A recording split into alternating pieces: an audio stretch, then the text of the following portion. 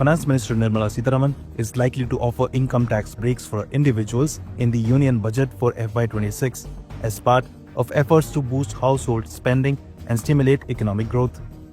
While the exact changes to the new personal income tax regime will be finalized over the next few days, discussions are currently on to increase the standard deduction for individuals, which was last revised to 75,000 rupees in the July 2024 budget. More on the government's agenda is to further raise the basic tax exemption limit from 3 lakh rupees and to rework the tax structure for personal income of up to 12 to 15 lakh rupees. This will require reworking the 20% tax slab in which currently those with 12 to 15 lakh rupees income fall. This revamp of the new personal income tax structure is expected to benefit everyone opting for it. Mint recently reported that discussions are on at the highest level and the extent of relief to be given will be finalized shortly.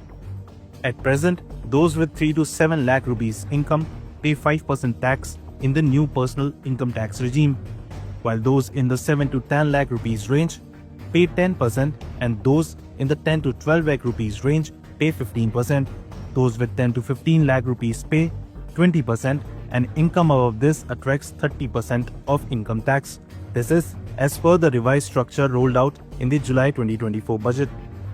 The bold move to revamp the individual income tax regime comes at a time economic growth is expected to moderate to 6.4% in the current financial year, below the post-pandemic average of 8.3% seen in the preceding 3 financial years. Industry bodies, Confederation of Indian Industry and the Federation of Indian Chambers of Commerce and Industry earlier this month called for income tax rate cuts to help increase the disposable incomes of individuals and boost household spending.